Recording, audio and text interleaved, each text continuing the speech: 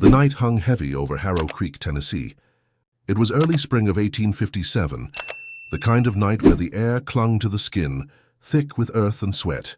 A pale moon floated above the farmland, its light spilling across the cotton rows like frost on dark soil. No one ever guessed that such silence would become the prelude to horror. Henry Walsh, overseer of the Macmillan plantation, was a man the town respected, though few truly knew him. They saw only his posture, straight-backed, orderly, his voice firm enough to make men stop talking mid-word. But beneath the surface of his composure was something restless, something that stirred only after sundown.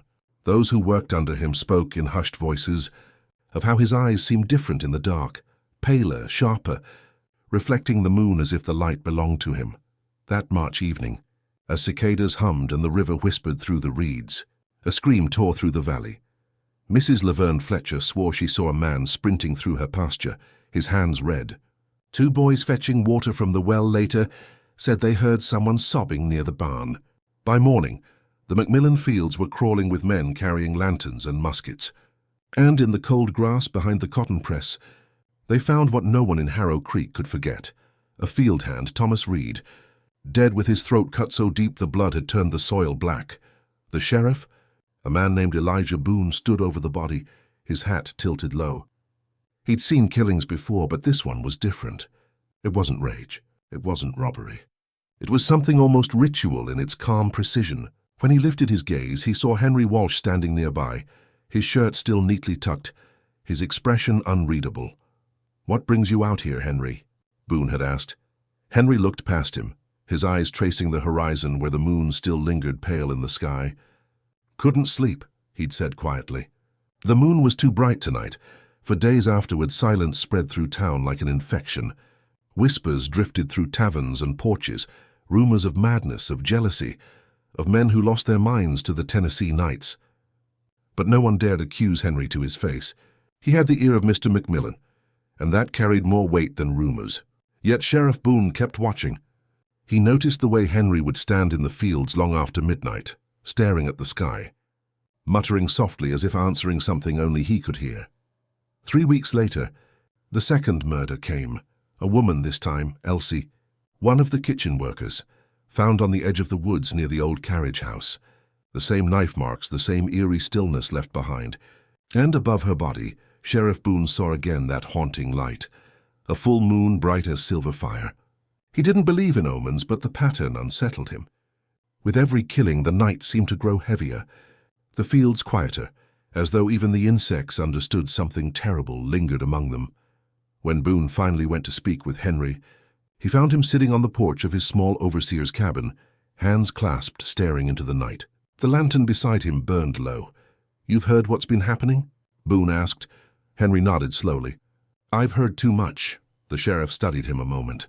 "Some folks been talking. Say you've been walking the fields again." Henry's eyes twitched toward the moonlight pouring through the trees. "You ever feel watched, Elijah? Like something up there knows what you think? What you've done?" "Sometimes I think the moon's not light at all. I think it's an eye." Boone didn't answer. He stepped closer, taking in the lines across Henry's face. It looked like he hadn't slept in weeks.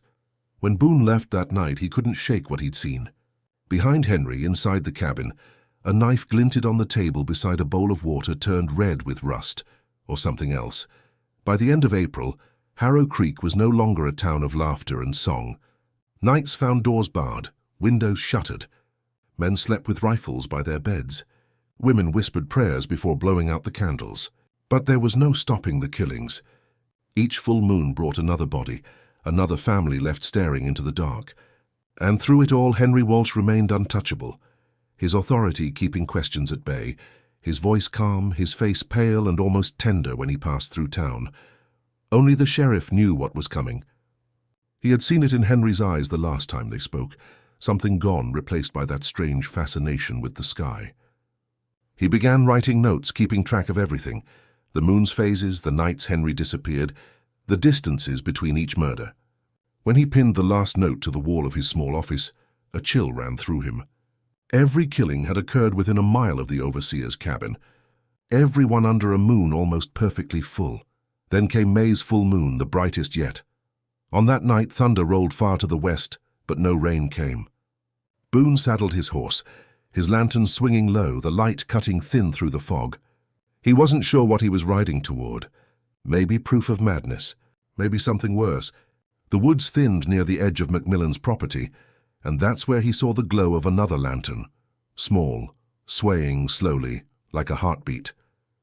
He dismounted, moved quietly, the grass whispering under his boots. The light moved deeper into the trees, and for a moment it vanished. Then, as he reached the clearing, Boone froze. Henry Walsh stood in the center, shirt-stained, blade dangling from his hand. In front of him lay another man, still gasping, eyes wide with fading terror. And above them, the moon seemed to burn brighter than he'd ever seen, turning Henry's skin ghostly white. Boone raised his revolver. "Henry, put it down." Henry didn't move. His voice came low and steady, almost serene. "It told me to, Elijah. Said it wanted silence. Said it needed blood so the light could stay." "You're not making sense," Boone managed, his heart pounding. "Drop the knife." Henry looked up at him. No anger, no fear, only conviction. "You'll see soon enough. When it looks at you the way it looks at me, you'll understand. The moon don't watch because it's there. It watches because it owns the night." The breeze shifted, and for a heartbeat the clearing fell still. Boone's finger hesitated on the trigger as Henry began to raise his hands slowly. Not to surrender, but toward the sky, palms open as if catching the moonlight. Then a sound broke the silence. A faint rustle behind Boone. He turned, gun ready, and that was when everything in Harrow Creek began to fall apart. The next morning the sun rose over Harrow Creek as if nothing had happened. Light spilled over the cypress trees, turning their draping moss into thin strands of gold. Birds sang, unaware that only hours before the woods had held a scene so dreadful it left even Sheriff Boone shaken. Henry Walsh was nowhere to be found. The man he had stabbed, Samuel Carter, a stable hand, had died before dawn, his body carried back to town by trembling hands. Boone didn't sleep that night. His mind kept replaying the sight of Henry under the moonlight, the strange calm in his eyes. He had seen killers, drunks, cowards, but never a man who murdered with that kind of stillness. Now standing in his office as the morning heat pressed through the shutters, Boone stared at his desk, covered in notes and scraps of paper marked with dates and moon phases. In the center lay Henry's likeness, sketched from memory, tall, lean, a face that could look either gentle or cruel, depending on how the light struck it. By noon the town was whispering again. The Macmillan family demanded answers, the preacher called for prayer, and the laborers along the fields refused to work past sunset. Fear had changed the rhythm of Harrow Creek. It made people move differently, talk quieter, and look over their shoulders when the air grew still. Boone rode out toward Macmillan's property that afternoon. The air smelled of mud and cotton sap. He followed the path to Henry's cabin, the same one where he had last seen the man alive. The door hung open now, swinging gently in the wind. Inside, dust floated in pale shafts of light. On the table, Boone found something that made his chest tighten. A small notebook, its pages filled with short, uneven entries. He read the first line aloud. March 13th, dreamed the moon spoke again. Said the light was hungry. Boone turned the pages, reading faster. It told me to watch their sleep. Said their hearts make a sound when they're close to dying. April 8th, it's clearer now. I don't need to sleep. The moon talks fine through the light. Then he saw the last entry dated 2 nights ago. Tomorrow it will be full again. I will listen. Boone closed the book and stepped back, the words etched deep into his thoughts. He didn't believe in curses or visions. But there was something in Henry's handwriting, a rhythm like prayer or madness, that made him think the man had been at war with something invisible. The afternoon stretched slow and sweltering. Boone rode into town to meet with Dr. Lyle, the local physician who had examined the bodies. The doctor waited by the apothecary window, holding a cup of cooled tea. "You've seen plenty of bad things, Sheriff," Lyle said softly, "but this isn't just rage. Every wound's the same. Same angle, same depth, same precision. No tremor in the hand. That's not insanity. That's control. Cold control." Boone leaned against the wall, eyes narrowing. "You think he planned it all out?" Lyle hesitated. "I think he didn't fight it when it came. Like he wanted to surrender to it." Outside, thunder grumbled in the distance, low and slow. The sheriff turned to the window. watching the sky begin to bleed grey. "If he's still out there," he said, "he'll come back. Not for the law, not for the men. For the moon." The doctor frowned. "You think he believes it's calling him?" Boone didn't answer. Something deep inside told him there was truth in that thought. By nightfall, the clouds rolled low, flattening the horizon. The air grew buzzing and thick. Boone gathered a small group of men, farmhands, deputies, a few brave souls from the town, and led them out toward the river bend. They carried lamps, ropes, and old muskets. The woods beyond were silent. No birds, no crickets, only the distant hush of water against stone. They found Henry's horse first, a chestnut mare tied to a tree, reins still wet from the rain. Then, not far beyond, they found footprints in the soft dirt heading deeper into the forest. Bare feet, long strides. Boone raised his hand, signaling for silence. The men followed, breaths held, lamps shaking. The forest closed in tighter with every step, the smell of moss and wet leaves strong enough to choke. Then faintly came a sound, a whisper, low and dragging. A voice.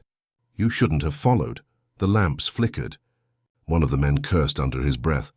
Then they saw him. Henry Walsh stood at the edge of the creek, his clothes drenched, his skin streaked red.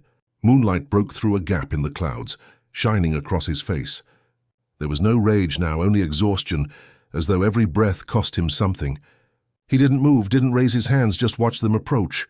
"Henry," Boone called out, gun drawn but not raised. "It's over.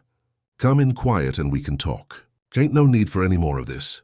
Henry looked past them, toward the sky half hidden by clouds. "Can't stop it," he said. "You think it'll end if I fall?" "It's not me, Elijah. It never was." Boone felt the men around him shift nervously. He stepped forward alone, his boots sinking into the wet ground. "Put the knife down, Henry. You can tell me everything back in town." Henry's jaw clenched. "You don't listen. None of you do. It wakes when the night turns full, when the world forgets reason." The sheriff saw his hand tremble. His eyes caught the faint reflection of something metallic at Henry's hip. For one tense heartbeat, neither man moved. Then lightning flashed far off over the river, bright enough to cut through the dark. That single flash revealed the truth. Henry wasn't holding a knife. His hands were empty. He looked almost peaceful. And then, without warning, he dropped to his knees, eyes lifting toward the moon as if begging for mercy. Boone rushed forward, grabbing him by the shoulders. The moment he did, Henry whispered something, the last thing he would ever say to the sheriff. "It's inside me, Elijah. It's not the moon. It's what the moon shows." Then Henry went still. At first Boone thought he had fainted, but when he pressed 2 fingers to his neck, he found no pulse. His chest didn't move. Henry Walsh had died kneeling in the mud, his face calm, eyes half open, watching the clouds drift above. The men behind Boone whispered, crossing themselves. Some backed away. The sheriff stayed there, staring at the man who, a few hours ago, had killed without hesitation, yet now looked almost redeemed. Later, when they carried the body back through the fields, the moon disappeared behind the clouds, and rain finally came. It fell hard and sudden, washing the blood and footprints from the dirt roads. But no one in Harrow Creek believed it was over. The terror had sunk too deep, and the memory of Henry Walsh's words lingered like smoke over the fields. By morning, new rumors spread through town that in the storm, someone saw light moving again along the river, flickering where Henry had fallen. Some said it was a trick of lightning. Others said the moon had returned, searching for another man to claim. For the first time in his life, Elijah Boone feared the very land he had sworn to protect. The fields he once patrolled with certainty had turned foreign, like something alive was moving underneath them. Every step he took seemed to echo with the hollow memory of the dead that slept there. By dawn he returned to town soaked, trembling, covered in clay. The townsfolk watched him pass without a word. The sheriff's reputation had always been built on calm precision. Now his hands shook too much to light his own pipe. When he reached his office, he locked the door, dropped into his chair and laid the pistol on the desk. Beside it sat Henry Walsh's small notebook, still damp, its pages beginning to curl. He opened it again, flipping past the entries until he reached the last few blank sheets. The damp had bled faint impressions through them, lines of writing that hadn't completely vanished. Boone held the paper close to the lantern light and read the shadows of words that seemed to rise out of the page. "It never wanted me. It wanted the one watching. He read the sentence 3 times, each repetition cutting deeper. The one watching. Boone set the notebook down and looked instinctively to the window. Outside, the streets were empty, but the sky glowed that pale, uncertain silver of early morning. Above the rooftops, the moon had not yet faded, still visible like an unblinking eye hanging over the mist. He stared too long and thought, just for a moment, that it shifted. When he finally turned away, the knock came. Reverend Harlan stepped through, breathless and pale. "Elijah," he said, "they found something in the river." Boone followed him to the north bank where a small group had gathered, mostly laborers and fishermen, their boots sinking into the wet clay. 2 men were pulling a sack from the water, its surface slick and dark. When Boone bent to look, the men stepped away quickly, crossing themselves. He opened the sack and froze. Inside lay tools, rusted hooks, knives, and branding irons, all etched with the same markings he had seen on the trees and the bodies, symbols carved into iron meant for burning. He lifted one with his gloved hand, studying the shape of the circle split with lines. "Reckon this belonged to Walsh?" one man asked. Boone shook his head. "These are older." One of the elders, a stooped man named Harold Pike, spat into the dirt. "Those symbols were on ground older than us all, Sheriff," he muttered. "Part of the old river rites. Our grandfathers warned about 'em. Never work under a full moon, not near the water. Said it wakes what sleeps down there." Boone rose slowly. "And what do they say sleeps down there?" Harold hesitated, his face folding inward. "Not ghosts. Just memory." The sheriff left the river without replying. That night, alone again, he lit 2 lanterns and began to write. Not as reports this time, but as testament. Each page was careful, deliberate. His hand steadied with purpose. He documented everything he had seen, every mark, every vision, every word from Henry's mouth. He ended the account with a single line. "When the truth refuses to stay buried, men call it madness." He closed the notebook, sealed it inside a drawer, and loaded his revolver. Then he stepped out into the cold night and looked toward the direction of the fields. Crows circled overhead, though it was long past dusk. Their silhouettes shifted in the moonlit sky like pieces of torn smoke. Boone followed the dirt road until he reached the first fence. The air buzzed faintly electric. The scent of rain had returned, thick and metallic. In the distance, beyond the tall stalks, he saw movement, slow, deliberate, almost rhythmic. Lanterns shining among the cotton rows. 3, maybe 4 figures walking side by side, each carrying a light toward the old cemetery ground. Boone hurried closer, crouching behind the fence. As he approached, he realized they weren't workers but townsfolk, faces he knew moving in trance-like silence. He climbed through the fence and drew his revolver. "You there!" Stop, no answer. The figures moved deeper into the field, their lanterns swaying. Boone followed, boots silent on the soft soil. The glow ahead was dim, but he could make out one face at last, Reverend Harlan. The preacher's eyes were open but unfocused, his lips moving in quiet repetition of words Boone could not catch. The others knelt beside him, at a low mound of earth, the same one from which Henry Walsh's coffin had been torn open. Boone's heart seized as he watched them dig bare-handed, pulling up the soaked black soil. "Harlan!" he shouted. The Reverend froze.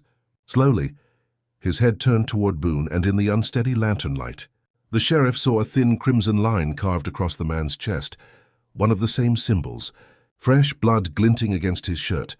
"Henry showed us," Harlan said softly, his voice almost calm. "He said the roots remember. He said we were never meant to bury truth." "Step away from there," Boone ordered, raising the revolver, but Harlan only smiled faintly. "He said you'd come to watch." And before Boone could move, the ground beneath them shifted, soft soil collapsing inward as though something beneath had exhaled. The lanterns fell, bursting in short bursts of fire. For one suspended moment, Boone saw shapes below the surface, curved and pale like bone, but moving with purpose. He stumbled back as light and shadow clashed around him. The preacher shouted words Boone couldn't understand, swallowed by the sound of the earth breaking. Then silence. When the sheriff's vision cleared, the lanterns were out, the field black and endless. All that remained was the smell of burnt oil and the faint outline of disturbed earth. He drew one long breath and turned toward the horizon. The moon had risen high again, sharp, white, unyielding. It struck him then that maybe Henry hadn't lied. Maybe the moon didn't cause madness. Maybe it only revealed it. the way light exposes what the dark pretends to hide. As he made his way back to town, Boone felt the weight of silence pressing closer. Behind him, in the farthest reaches of the field, a single lantern flickered to life again, faint and unmoving. Something or someone was still there. The rain broke by morning, leaving Harrow Creek wrapped in heavy mist. The river steamed like an open wound beneath the first grey light of dawn. Sheriff Boone had not slept again. His eyes were rimmed red, his hands coated in dry mud. On the table before him lay the papers he had written through the night, words that no longer read like reports, but confessions. Each page pulled further from reason and closer to something he didn't fully recognize. He left the office at sunrise, the streets still slick from the storm. The townsfolk moved in silence, glancing toward the river whenever hoofbeats echoed. Mothers kept children close, and even the dogs seemed uneasy, pacing and whining near their doors. Word of Martha Blunt's death had traveled fast. By now everyone knew what Boone hadn't yet said out loud, that the killings had begun again, even after Henry Walsh had been buried. At the far end of town, the Macmillan plantation loomed against the fog. Boone rode there without hunger, without pause, driven by the need to see the fields himself. When he reached them, the first thing he noticed was the smell. Copper and wet earth. The plantation hands refused to approach, standing in trembling clusters near the barn. One of them, a boy no older than 15, pointed with a shaking finger toward the lower rows. "It's coming up red, Sheriff," he stammered. "The ground's bleeding." Boone walked forward, boots sinking into the soft clay. At his feet, the rain had forced up thin rivulets of crimson, seeping from the dirt like the land itself was wounded. He bent down and touched it, warm. Not oil, not rust, blood. He stood slowly, his pulse pounding. The boy whispered behind him, "Same place Henry used to stand when the moon came up." The sheriff turned toward the field's edge, where the forest began. The same line of cypress trees swayed under a breeze that didn't reach the rest of the valley. He felt it again, that invisible pull toward the water. By midday the Reverend arrived. They stood together in the field, boots stained red, the sun burning weakly through the mist. "I've seen plagues, I've read of curses," Reverend Harlan murmured, "but I've never seen God stay this silent." Boone glanced toward him, jaw tight. If this is the work of God, he's forgotten mercy. That night, Boone returned to his cabin alone. The bottle on his table was half empty, the lantern casting long shadows across the walls. He stared at the floorboards, hearing the memory of Henry's final words in his mind like an echo he couldn't escape. "It's not the moon. It's what the moon shows." He opened the notebook again, reading through each page until his eyes blurred. Every fact he had gathered circled back to the same point: the water, the light, and the way they met at the soil. If Henry's madness had a source, it lay beneath Harrow Creek itself. Something older than Henry Walsh, older than the town, sleeping under the riverbed. And if Henry had found a way to hear it, then maybe it wasn't madness at all, it was inheritance. Unable to sit still, Boone grabbed his coat, packed his lantern, and rode back out toward the flooded fields. The moon was rising pale and sharp, its reflection stretched long across the river. The horses in the stables whined and kicked as he passed, their eyes rolling white. The air smelled electric, metallic, more like blood than rain. He reached the edge of the fields, the same spot where the red water had bled through the soil, and climbed down. The ground pulsed underfoot, a subtle vibration he felt in his bones more than heard. Lantern in hand, he crouched and scraped the surface with his knife. The soil came up black first, then red again, then slick, and then he saw it, bone. Small, curved, and old. He dug more, pulling handfuls of wet clay until shapes began to emerge. Ribs, a spine, the hollow dome of a skull. Dozens of them, all packed tight. The fields of Macmillan were planted on a graveyard. Boone's eyes widened as he realized the truth. Not a single grave, but hundreds, stacked through the dirt, lost beneath decades of crops and storms. He stepped back, dizzy, stomach turning. The realization burned cold behind his ribs. "Henry," he muttered aloud, "what did you find out here?" The wind answered him. It swept through the rows, bending each stalk of young cotton until the field seemed to move like waves. Boone's lantern sputtered but stayed lit, trembling in his grip. Then he saw it, a shape standing beyond the fence line between the trees. For a second he thought it was a trick of the light, But the outline was there, tall, motionless, the face pale as if lit from within. "Walsh," Boone whispered. The figure didn't move. Lightning flickered over the river, just enough illumination to reveal the impossible. Henry Walsh's face was whole, his clothes clean, his eyes clear. Yet the body looked wrong, too stiff, too dry, too unbothered by the rain. Boone leveled his revolver, breath caught tight. "You're dead," he said, voice breaking. "I buried you." Henry's head tilted slightly, almost human, almost curious. When he spoke, the words came jagged as though dragged through the throat. "You think death ends knowing." Boone took one step back. "What are you?" Henry blinked slowly. "Nothing new. I'm what you'll become when you look long enough. The ground remembers. The water keeps." Thunder cracked, echoing across the plain. Boone fired once, the recoil snapping through his arm. When the smoke cleared, the field was empty. Only the wind and the whisper of the river answered. He lowered the gun, heart pounding, breath uneven. He looked down at the mud where Henry had stood. There, pressed into the dirt, lay a fresh footprint, bare, long, deep. Boone felt his strength falter. He dropped to his knees, staring at it until the rain began again. Somewhere nearby, under the roll of thunder, came the faint hum he had heard in the hollow, the same wordless chant that had followed every death since March. He knew then what it meant. The fields were waking up. Rain came down hard the next day, flattening the fields and washing the dirt roads into ribbons of mud. The storm rolled in from the west, swallowing the light and leaving Harrow Creek drowning in shadow. Sheriff Boone stood by his window, staring out at the river, flashing silver under the lightning. Days had passed since Henry Walsh's grave was found desecrated, but no explanation could steady the town. Some swore they saw shapes moving along the floodplain at night. Others claimed to hear voices whispering from the direction of Macmillan's plantation. Boone had not spoken to anyone that morning. He sat at his desk, hat off, hair damp, eyes fixed on a thin map spread across the wood. Red circles marked each site of the killings, always near water, always near open fields touched by moonlight. The river curled between them like a living thing, and in the middle he saw what he had missed before, an old section of land called Ash Hollow, now overgrown and forgotten. That piece, he realized, connected every scene, every horror, like a thread through a wound. As thunder shook the glass panes, he closed the map, stood, and holstered his revolver. He would go there tonight. The rain eased by sunset, leaving the air thick and sweet with the scent of wet soil. Boone rode through the fields under a fading sky, the last streaks of orange fading into a long stretch of cloud. The moon hadn't yet shown itself, but he could feel its pull, the strange tension that always came before it rose. The river muttered beside him, wide and brown, swollen from the storm. He reached Ash Hollow just as night settled in. The place was quiet, except for the frogs calling from the edges of the marsh. What had once been farmland now lay drowned, half the fences broken, an old barn collapsed, its roof caved in. Boone dismounted and tied his horse to a cypress root, lifting his lantern high. The light flickered across pools of standing water, tree trunks slick and black with moss. As he walked deeper into the hollow, he noticed something that made him stop, strange carvings on one of the trees. Circles crossing through each other, marked deeper than any farmer's blade, arranged at chest height, so they looked fresh. Boone touched one with his fingertips, cold, damp, still oozing sap.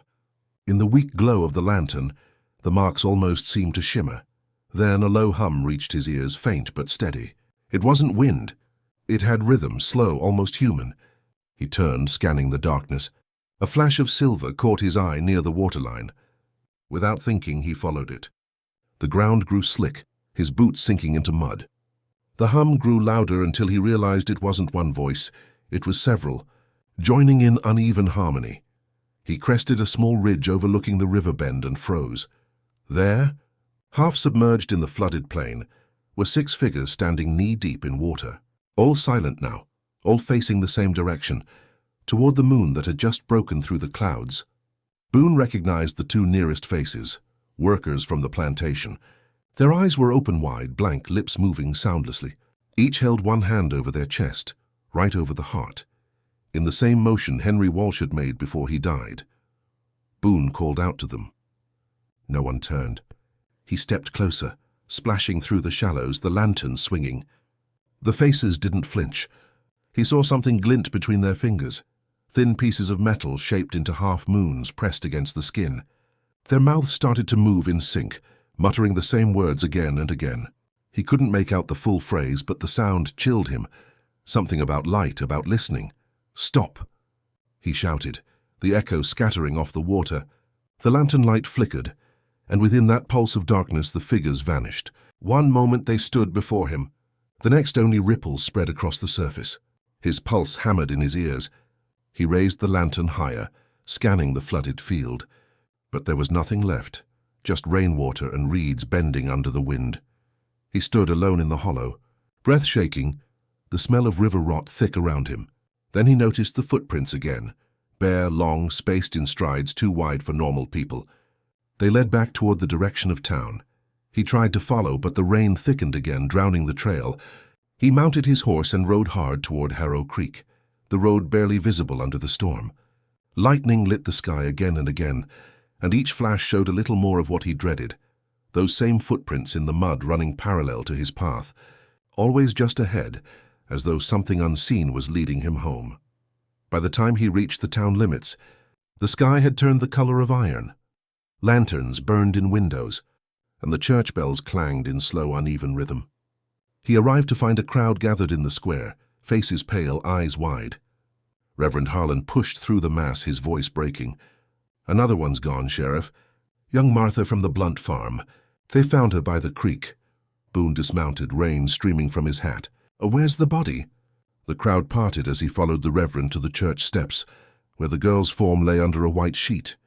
Boone knelt, lifting a corner of the cloth. Her eyes were open, fixed wide toward the sky, and on her chest, burned faintly into the skin, were the same circular marks he'd seen on the trees at Ash Hollow. Lines that crossed perfectly at the center, forming the shape of a full moon. Boone felt everything slow around him. He lowered the sheet gently and stood, his voice rough and low. "It's not over," he said. "He's back." Dr. Lyle, who had just arrived, swallowed hard. "You mean Walsh?" Boone shook his head. "No, I think Henry was just the beginning." That night he refused to sleep. He wrote every observation in his notebook, under the flickering flame of a single lantern. His entries turned from notes to confessions, lines scattered with doubt and exhaustion.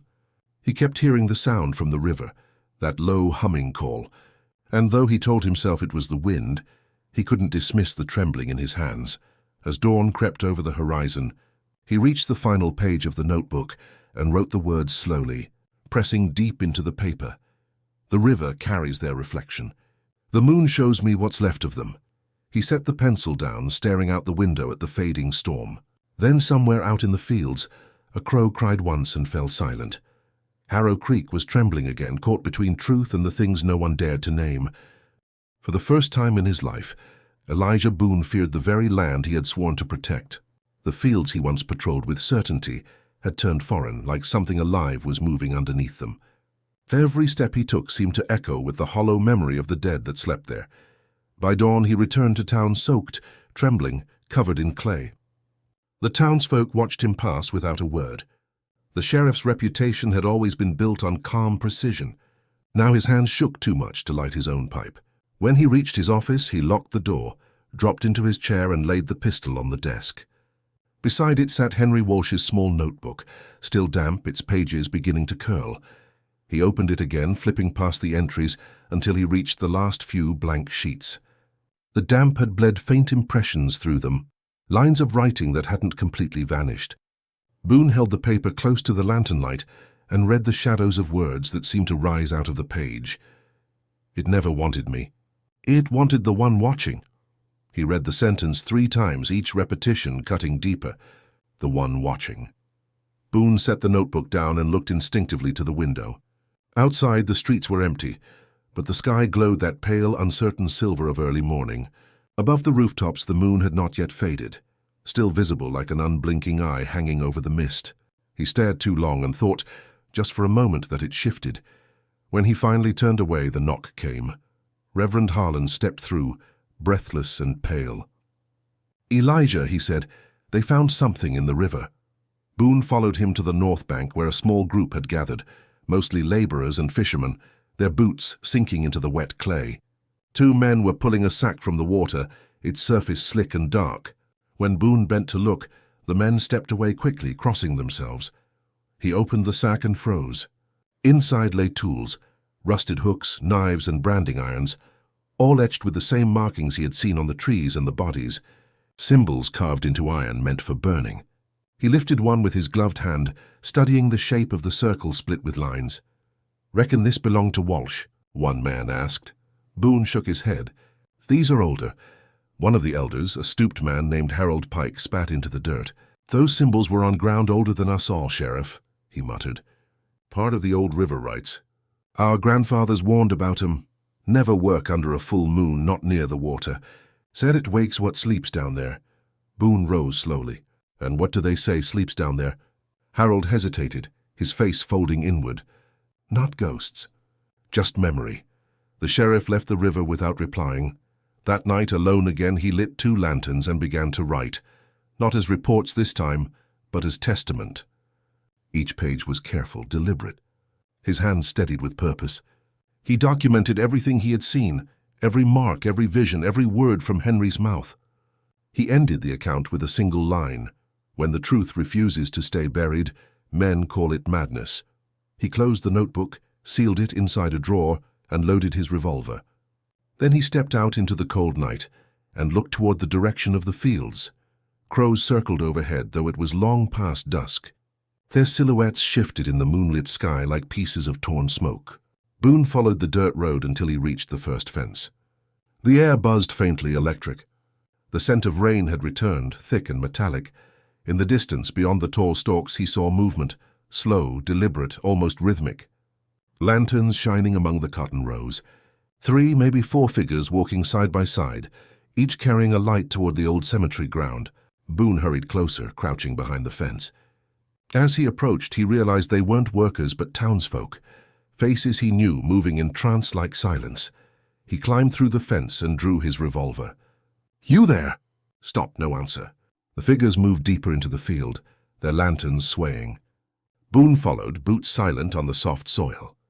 The glow ahead was dim, but he could make out one face at last, Reverend Harlan. The preacher's eyes were open but unfocused, his lips moving in quiet repetition of words Boone could not catch. The others knelt beside him, at a low mound of earth, the same one from which Henry Walsh's coffin had been torn open. Boone's heart seized as he watched them dig bare-handed, pulling up the soaked black soil. "Harlan!" he shouted. The Reverend froze. Slowly, his head turned toward Boone, and in the unsteady lantern light, the sheriff saw a thin crimson line carved across the man's chest, one of the same symbols, fresh blood glinting against his shirt. "Henry showed us," Harlan said softly, his voice almost calm. "He said the roots remember. He said we were never meant to bury truth." "Step away from there," Boone ordered, raising the revolver, but Harlan only smiled faintly. "He said you'd come to watch." And before Boone could move, the ground beneath them shifted, soft soil collapsing inward as though something beneath had exhaled. The lanterns fell, bursting in short bursts of fire. For one suspended moment, Boone saw shapes below the surface, curved and pale like bone but moving with purpose. He stumbled back as light and shadow clashed around him. The preacher shouted words Boone couldn't understand, swallowed by the sound of the earth breaking. Then silence. When the sheriff's vision cleared, the lanterns were out, the field black and endless. All that remained was the smell of burnt oil and the faint outline of disturbed earth. He drew one long breath and turned toward the horizon. The moon had risen high again, sharp, white, unyielding. It struck him then that maybe Henry hadn't lied. Maybe the moon didn't cause madness. Maybe it only revealed it, the way light exposes what the dark pretends to hide. As he made his way back to town, Boone felt the weight of silence pressing closer. Behind him, in the farthest reaches of the field, a single lantern flickered to life again, faint and unmoving. Something or someone was still there. By the next evening, the rain returned, thin and cold, whispering against the roofs of Harrow Creek. The town had turned into a ghost of itself, windows dark, doors bolted, the few remaining voices low and trembling. The news of the preacher's disappearance spread faster than the storm, and with it came something that resembled quiet hysteria. Families packed wagons. Workers refused to enter the fields. No one rang the church bell anymore. The sound of it had come to mean death. Sheriff Elijah Boone stood in the street, coat soaked through, watching the fog roll along the road from the river. He hadn't slept in 30 hours. His revolver sat heavy at his hip, the weight of it now more habit than comfort. He knew the Reverend was gone. Half the town did. But no one spoke of it directly, as if uttering his name might summon the same fate. Boone walked toward the McMillan plantation again, drawn like a man walking into his own trial. Every instinct told him to leave, to call upon state men from Nashville, but he knew they wouldn't understand. They'd call it delirium, a fever that had spread through isolation and fear. Yet Boone had seen too much. The blood from the earth, the symbols burned into flesh, Henry Walsh's pale face in the rain, to pretend it could be reasoned away. By the time he reached the far gate, night was closing in. The mist hung low over the ground, curling through the fence rails in long ribbons. He rode down to the river, where the old ferry landing once stood, and there he saw movement, something small at first, darting just beyond the reach of his lantern. A child, he thought, before hearing the shuffle of more feet behind him. He turned, pistol drawn, and found 5 figures standing between the trees. Their clothes were soaked, caked with mud, but their faces were calm, round eyes reflecting the moonlight like polished stone. He recognized one of them, the McMillan cook's eldest son, barely 20. "What are you doing out here?" Boone asked, his voice sharper than he meant. The young man tilted his head slightly. "It called us," Boone stepped forward. "Who did?" But there was no answer. Instead, they moved aside. Behind them, the ground near the river was glowing faintly, soft pulses of light under the mud as if small lanterns had been buried there long ago. The men stepped aside once more, gesturing toward it. "It's waiting for you," one said. Boone swallowed hard. He tightened his grip on the revolver and walked closer. At the river's edge, the mud gave way to hollow ground. The light rose and fell like breathing, illuminating the roots of the cypress trees that curved toward something buried deeper. Then he saw it. A long shape beneath the surface, flesh-white and impossibly smooth, rhythmically shifting as if alive. The air turned thick and cold, smelling faintly of salt and decay. He stumbled back. "What in God's name?" "Not God," said the voice behind him. Boone spun around to find Henry Walsh again, standing among the trees, dry, unmarred, the same calm expression carved into his face. "You're dead," Boone said, voice cracking. Henry stepped closer, each movement silent, feet sliding through the mud like shadow over water. "Dead men don't bleed," he said evenly, touching his chest. "But neither do they sleep. It keeps us awake." Boone raised the gun, but his hand wouldn't steady. The air carried a low hum again, the same unearthly sound that had haunted him since Ash Hollow. Henry's eyes shone faintly silver in the lantern light. "You thought it was me," he said. "But I was only hearing what you hear now." He gestured toward the light under the soil. "It knows you're watching." The glow spread outward then, rippling through the mud toward Boone's boots. Heat radiated up from the ground, followed by the faint smell of iron. Something moved beneath the surface, long and slow, circling his feet like a predator testing its prey. Boone stumbled backward to higher ground, firing once. The shot tore through the dark, echoing off the cypress trees. When the smoke cleared, the light had vanished. Henry was gone too. Breathing hard, Boone holstered the pistol and bent over, gripping his knees. The mud below his boots steamed faintly where the light had been. For the first time, he realized everything Henry had said about the moon wasn't literal. It wasn't the sky that drove the killings, it was reflection. The river mirrored the moon, the same way it mirrored the men who looked too long into it. Something hidden beneath used that reflection to see into them. Boone turned toward the river's surface. The moon hung low above, its light fractured by the water's movement. For a moment he saw his own reflection there, rippling and pale, and another image beside it. A man's face, eyes blank, mouth open as if in a scream. Henry's. The sheriff, stumbling back, broke the trance, splashing water over his boots.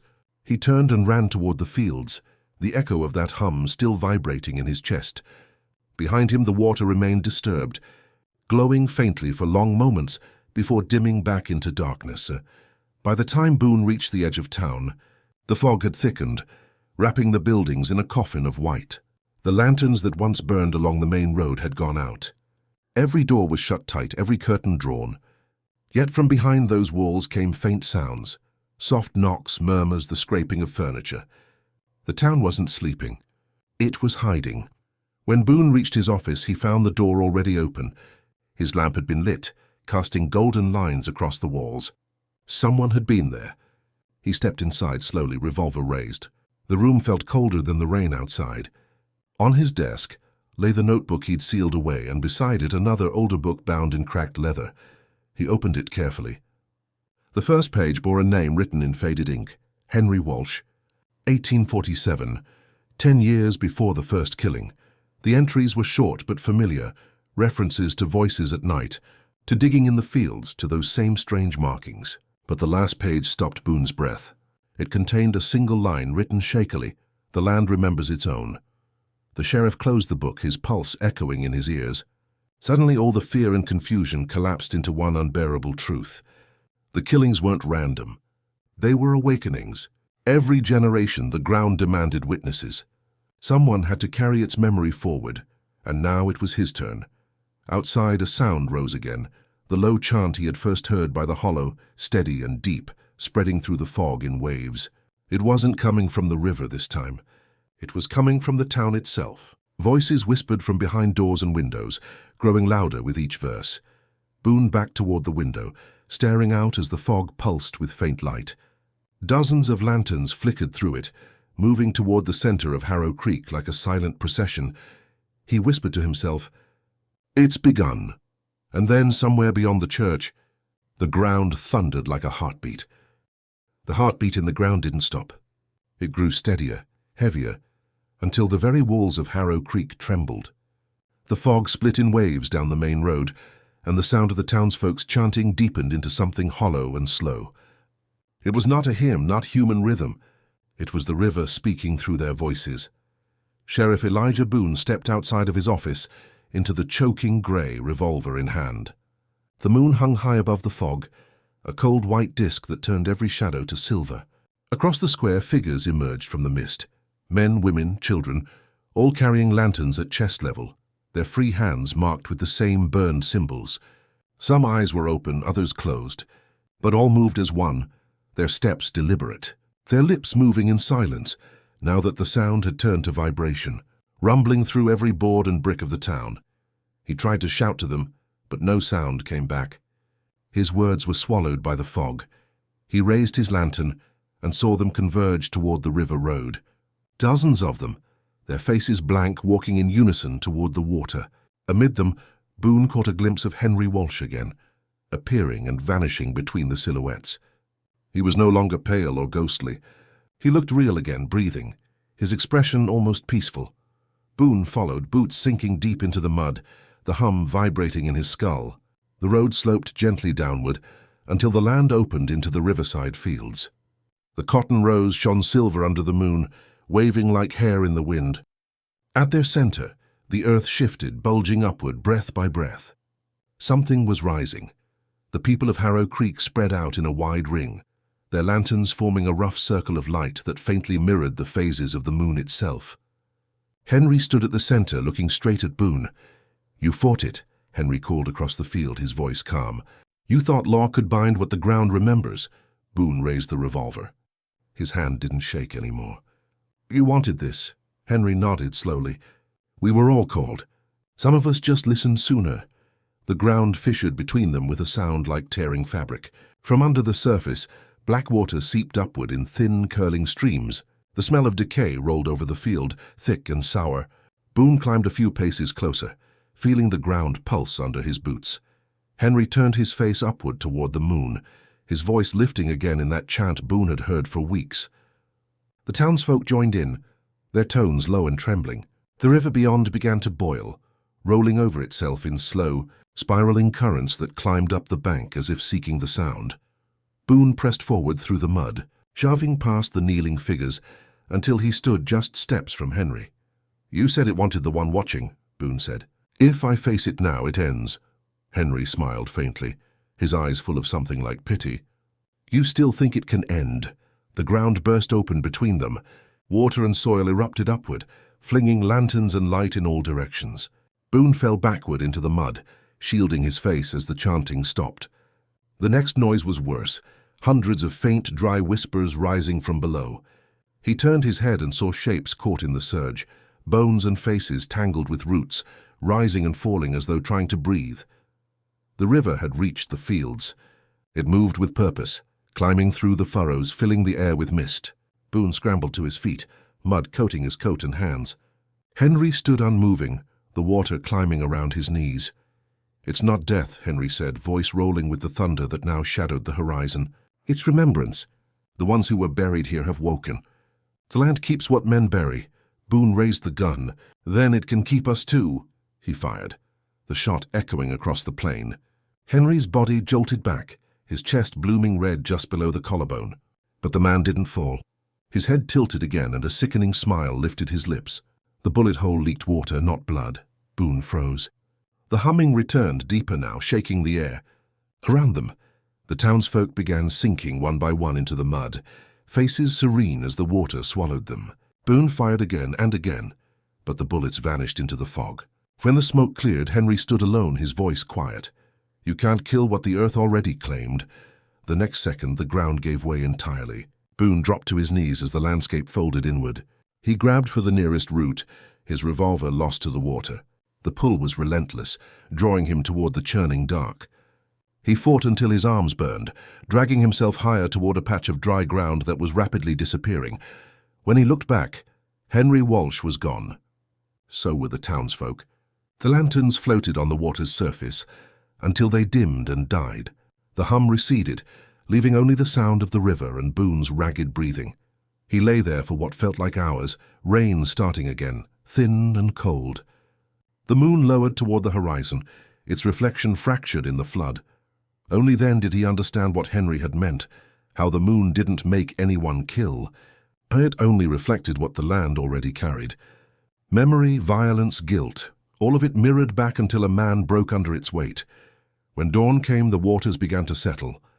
The mist thinned, revealing what was left of Harrow Creek, a drowned town, its streets half buried in mud and water, its houses slumped into the riverbank like broken ribs. Boone stood amid it, soaked and shaking. Not a soul moved. He picked his way through the wreckage until he reached the small hill where the church had once stood. The steeple was gone. Only the cross remained, tilted, half submerged. Beneath it, lodged in the mud, he found Henry Walsh's notebook. Boone opened it slowly, the pages warped and soft. Only one sentence remained legible. "We do not leave the earth. We become it." He closed the book, looked once more toward the ruined river, and let it fall from his hand. That was the last anyone ever saw of Sheriff Elijah Boone. Months later, travelers passing through the valley spoke of strange shapes under the water when the moon was full. Figures standing in the shallows, shoulders above the surface, faces turned upward. They said if you looked too long, you could see one man among them, still wearing a sheriff's badge, watching the sky as though waiting for it to dim. Every family hides secrets, some so dark they should never see the light of day. Here, we open the doors to those shadowed pasts, uncovering hidden crimes, silent pacts, and stories that echo like ghosts through the halls of memory. If you've made it this far, it means you also carry that forbidden curiosity. So don't hesitate. Subscribe to the channel now, turn on the bell, and follow our next revelations. Because every day, new secrets emerge, and only those who dare to face the truth remain to hear them.